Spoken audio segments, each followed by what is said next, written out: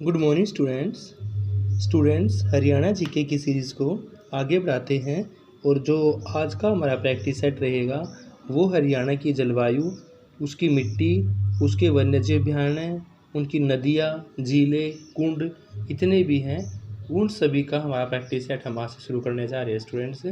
और उससे पहले हम हरियाणा की जो झील है, जो पर्जन के अंदर है, जितने यहाँ पर वन्यजीव अभयारण्य हैं वो भी एक बार देख लेते हैं। उसके बाद हम उसका प्रैक्टिस सेट कवर करेंगे। तो शुरू करते हैं आज हम आपकी क्लास वन्य जीव अभयारण्य से। तो बीरबारा वन्य अभयारण्य आपका जींद में है और कालेश्वर राष्ट्रीय उद्यान कहाँ भी यमुनानगर के अंदर। बीरबारा जींद के अंदर है और कालेश्वर राष्ट्रीय उद्यान कहाँ है, यमुनानगर के अंदर। फिर है सरस्वती वन्यजीव अभयारण्य। सरस्वती वन्यजीव अभयारण्य कैथल एवं कुरुक्षेत्र में। कहाँ पर है भाई? सरस्वती वन्यजीव अभयारण्य आपका कैथल और कुरुक्षेत्र में है। सुल्तानपुर की बात करते हैं तो गुरुग्राम के अंदर है। और अबू बशहर जो है वो सिरसा के अंदर स्टूडेंट्स है। और नाहर वन्यजीव अभयारण्य कहाँ आपका? रेवाड़ी के अंदर। नाहर कहाँ भाई? रेवाड़ी में है। और कालेश्वर जो है वो कहाँ करवा चुका हूँ अभी? यमुनानगर के अंदर है। खापड़वास और विंडावास दोनों है भाई। खापड़वास ये हो गया आपका, विंडावास ये दोनों ही कहाँ आपके झज्जर में है। और चिलचिला वन्यजीव अभयारण्य कहाँ है? कुरुक्षेत्र में। एक ही बचा आपका बीर शिकार। देखो भी बीरबारा में और बीर में थोड़ा सा कन्फ्यूजन रहेगा। तो बीर शिकारगढ़ वन्यजीव अभयारण्य आपका पंचकुला में है और बीरबारा कहाँ है? जींद में है। दोबारा से फिर देख लो एक बारी कि बीरबारा वन्य अभयारण्य आपका जींद में है। कालेश्वर राष्ट्रीय उद्यान आपका यमुनानगर के अंदर है। सरस्वती कैथल कुरुक्षेत्र, कै वाले याद रखने आपने। कैसे कैथल, कैसे कुरुक्षेत्र, तो कै वाले कहाँ? सरस्वती में जाएंगे। सुल्तानपुर राष्ट्रीय उद्यान आपका गुरुग्राम में है। तो वहाँ से क्वेश्चन हो जाता है राष्ट्रीय उद्यान कितने हैं? 2 हैं। एक आपका कालेश्वर राष्ट्रीय उद्यान और दूसरा सुल्तानपुर राष्ट्रीय उद्यान। और कालेश्वर आपका यमुनानगर के अंदर है और सुल्तानपुर कहाँ हुई? गुरुग्राम के अंदर है। तो राष्ट्रीय उद्यान कितने हुए? 2 हुए। और वन्यजीव अभयारण्य कितने हुए? 8 हुए। क्वेश्चन ये भी पूछ सकते हैं भाई कितने राष्ट्रीय उद्यान हैं और कितने वन्यजीव अभयारण्य हैं? तो 8 वन्यजीव अभयारण्य और 2 आपके राष्ट्रीय उद्यान हैं। फिर है अबू बशहर जो वन्यजीव अभयारण्य है वो आपका सिरसा के अंदर है। नाहर वन्यजीव अभयारण्य रेवाड़ी में। और कालेश्वर कहाँ भाई? यमुनानगर के अंदर है। ये खापड़वास विंडावास वास के नाम से है भाई। वो खापड़वास है, ये विंडावास है। दोनों ही आपके झज्जर के अंदर हैं। और छिल के छोटे हो गए यानी कि युद्धवाड़ा कहाँ से याद रखोगे आप? कुरुक्षेत्र। और बीर शिकारगढ़ पंचकुला के अंदर है। तो 2 राष्ट्रीय उद्यान और 8 आपके वन्यजीव अभयारण्य हैं। जिले भी कर लेते हैं एक बारी। नेक्स्ट है हरियाणा की जो प्रमुख जिले हैं वो स्टूडेंट्स। कोटला जिला आपकी गुरुग्राम में है और खलीलपुर झील भी कहाँ है? गुरुग्राम में है। एक तो बात आपको ये याद रखनी है कि सबसे ज़्यादा झील हरियाणा में गुरुग्राम के अंदर ही है। कोटला झील गुरुग्राम में, खलीलपुर झील गुरुग्राम में और बड़खल झील इसका निर्माण 1947 में करवाया गया था, फरीदाबाद के अंदर है। सुल्तानपुर झील गुरुग्राम में, फरूखनगर के अंदर है। दमदमा झील भी गुरुग्राम के अंदर है। तो अभी सारी झीलें आपके गुरुग्राम के अंदर ही हैं। एक बड़खल झील जो है वो आपकी कहाँ है? फरीदाबाद के अंदर। बड़खल झील फरीदाबाद में है। बाकी कोटला झील, खलीलपुर झील, सुल्तानपुर झील, दमदमा झील, तो ये चारों झीलें कौन कौन सी होगी भाई? एक आपकी दमदमा है, एक सुल्तानपुर है, एक खलीलपुर है और कोटला है। 4 आपकी गुरुग्राम में हो गई। और एक बड़खल झील कहाँ फेमस भाई? फरीदाबाद के अंदर है। फिर है कुछ पर्जन के अंदर, इनको भी इसी वीडियो में कवर कर लेते हैं स्टूडेंट्स। देखो भी गिद्ध संरक्षण पर्जन के अंदर आपका पिंजौर का पंचकुला में है। तो गिद्ध संरक्षण प्रजनन के अंदर पिंजौर पंचकुला में है। और फीसेंट पर्जन के अंदर मोरनी पंचकुला में है।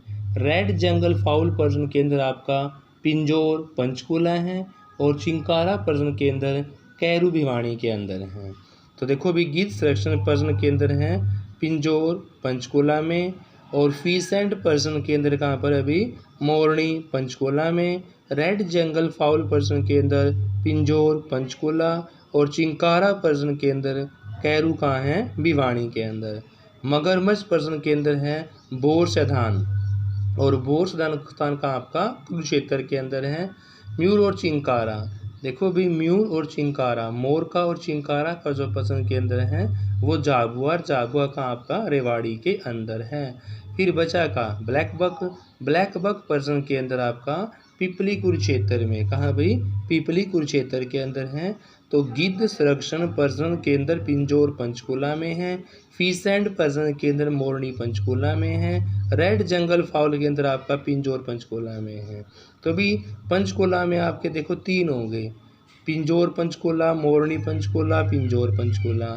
गिद्ध का, फीसेंट का, रेड जंगल फाउल पर्सन के अंदर है, यानी गिद्ध संरक्षण फीसेंट पर्सन के अंदर और रेड जंगल फाउल तीनों कहाँ हो गए आपके पंचकुला में हो गए।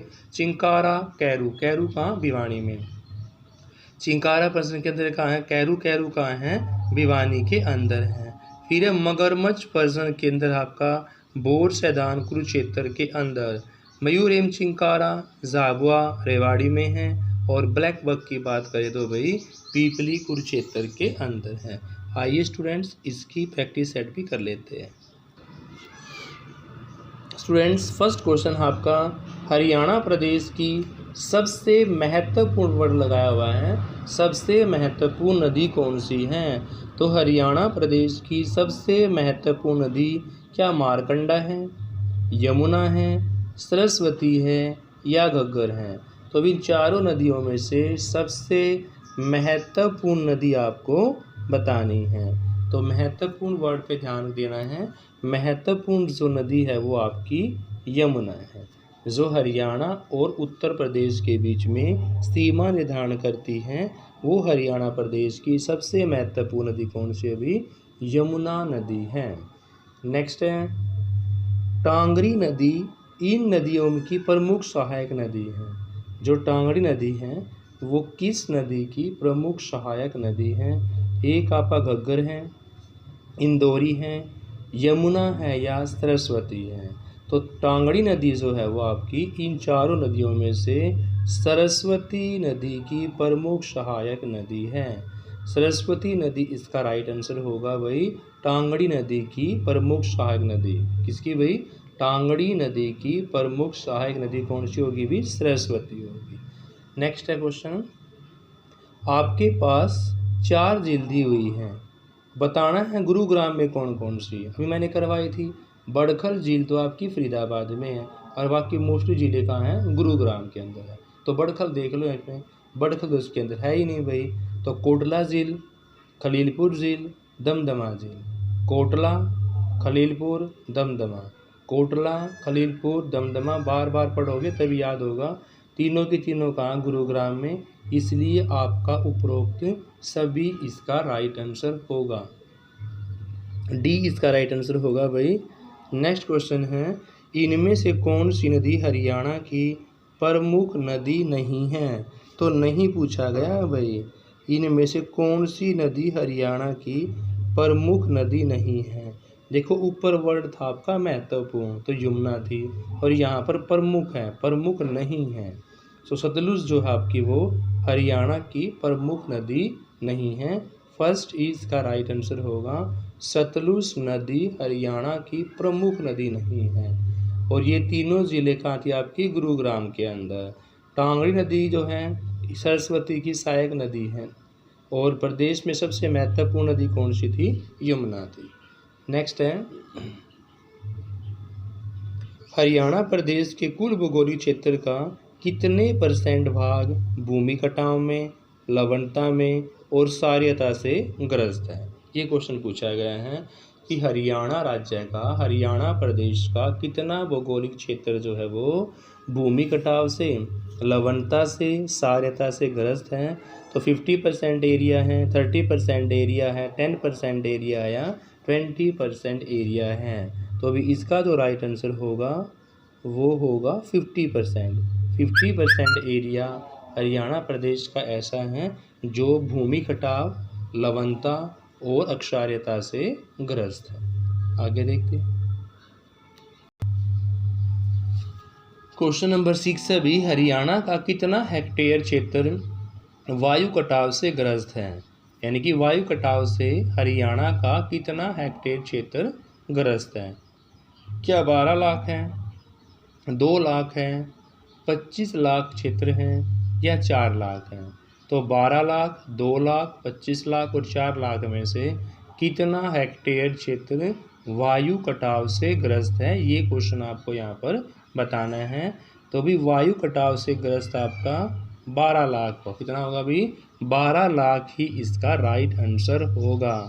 नेक्स्ट है, हरियाणा में भारी मृदा किन क्षेत्रों में पाई जाती हैं?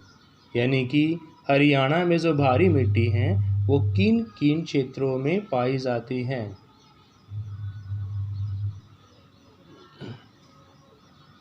फर्स्ट है जगाधरी, थानेश्वर, फतेहाबाद या तीनों स्थानों पर पाई जाती हैं। तो हरियाणा में जो भारी मिट्टी है वो जगाधरी में भी, थानेश्वर में भी और फतेहाबाद में मिलने के कारण उपरोक्त सभी इस क्वेश्चन का राइट आंसर होगा। उपरोक्त सभी यानी कि तीनों ही स्थानों पर पाई जाती है। नेक्स्ट अभी, सिंचाई परियोजना के तहत किन में से किस झील का निर्माण 1947 में किया गया था? देखो क्वेश्चन भी आ गया, जो मैंने आपको बताया था कि ज़्यादातर झील आपकी गुरुग्राम में है, एक बड़खल झील है फरीदाबाद में, उसका निर्माण यहाँ पर पूछा गया है। निर्माण मैंने बताया था आपको 1947 में। सिंचाई परियोजना 1947 के तहत किस झील का निर्माण किया गया भाई? क्या बड़खल झील थी, सुल्तानपुर झील थी, दमदमा झील थी या तीनों ही थी?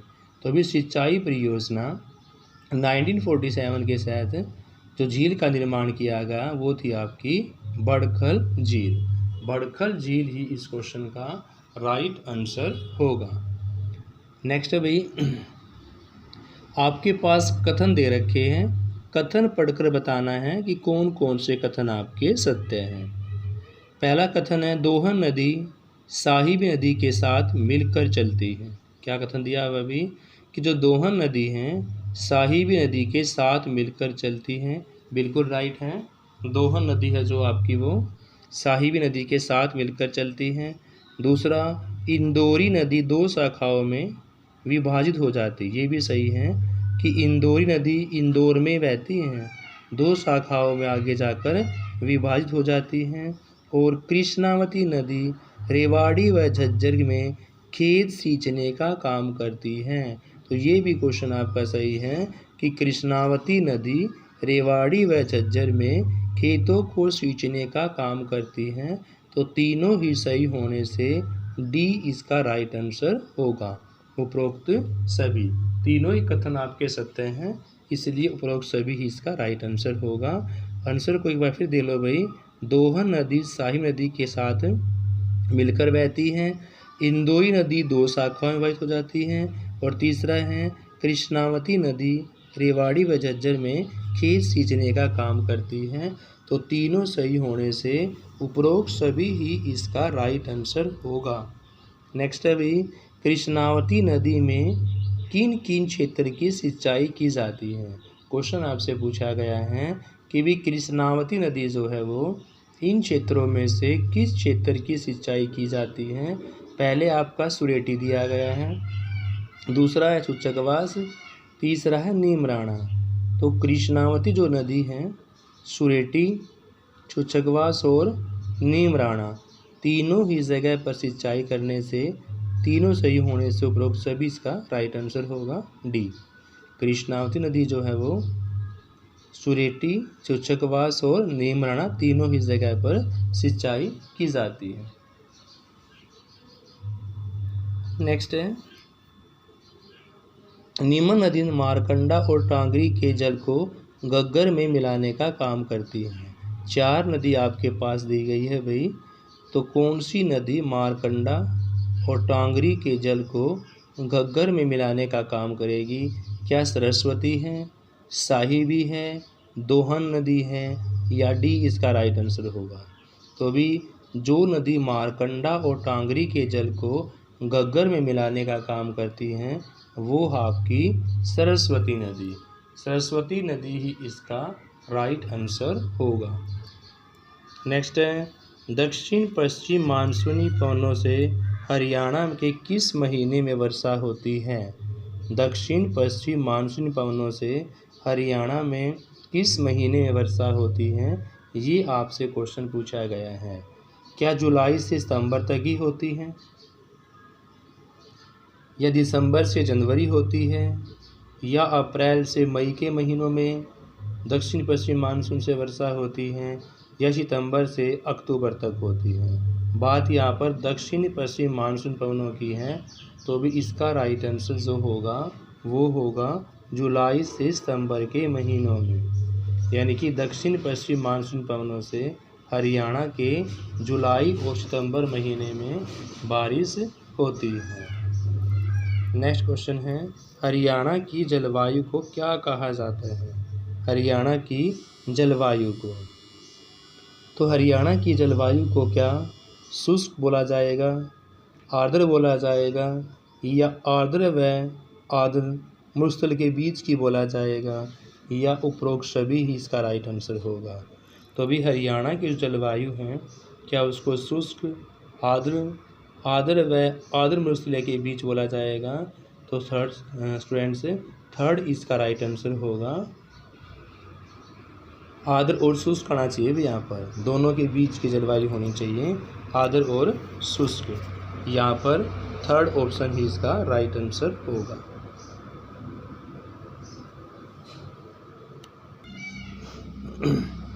नेक्स्ट है, हरियाणा में का प्रकार की जलवायु शिवालिक पहाड़ियों के समीपवर्ती क्षेत्र में कितने किलोमीटर चौड़ी परत में पाई जाती है? यानी कि जो शिवालिक पहाड़ी के समीपवर्ती क्षेत्र हैं वहाँ पर चौड़ी परत में पूछा गया है कि कितनी चौड़ी परत में जलवायु शिवालिक पहाड़ियों के समीपवर्ती क्षेत्रों में पाई जाती है? क्या 72 किलोमीटर होगा, या 40 किलोमीटर होगा, 20 किलोमीटर होगा, या 30 किलोमीटर होगा? तो अभी जो शिवालिक पहाड़ियों के समीपवर्ती क्षेत्र हैं वहाँ पर 72 किलोमीटर की चौड़ी परत में मिट्टी पाई जाती है। फर्स्ट इसका राइट आंसर होगा 72 किलोमीटर। नेक्स्ट क्वेश्चन है, निम्न जिलों में पर्यावरणीय न्यायालयों की स्थापना की गई है? यानी कि 2 जिले आपको बताने हैं जहाँ पर पर्यावरणीय न्यायालयों की स्थापना की गई है। फर्स्ट ऑप्शन आपके पास फरीदाबाद व हिसार, करनाल, गुरुग्राम, पानीपत व करनाल, भिवानी व सिरसा। तो भी फरीदाबाद व हिसार, करनाल व गुरुग्राम, पानीपत व करनाल, भिवानी व सिरसा में से जहाँ पर पर्यावरणीय न्यायालयों की स्थापना की गई है वो है आपका फरीदाबाद और हिसार। फरीदाबाद और हिसार ही इस क्वेश्चन का राइट आंसर होगा भाई, फरीदाबाद और हिसार। नेक्स्ट है, हरियाणा के कुल भौगोलिक क्षेत्र में कितने % भाग में वन पाए जाते हैं? देखो, हरियाणा के कुल भौगोलिक क्षेत्र का कितने % भाग में वन पाए जाएंगे? फर्स्ट आपका 2.77% होगा, सेकंड 6.89% होगा, थर्ड आपका 3.53% होगा, या 4.54% होगा। 4 ऑप्शन आपके पास दिए हुए हैं। बताओ स्टूडेंट्स, कितने भौगोलिक क्षेत्र के % भाग में वन पाए जाते हैं हरियाणा के? तो भी इसका राइट जो आंसर होगा इस क्वेश्चन का वो होगा 3.53%। हरियाणा के कुल भौगोलिक क्षेत्र के 3.53% पर ही वन पाए जाते हैं स्टूडेंट्स। नेक्स्ट क्वेश्चन है आज का लास्ट क्वेश्चन। क्वेश्चन है, हरियाणा का सबसे पहला इको पार्क कौन सा है?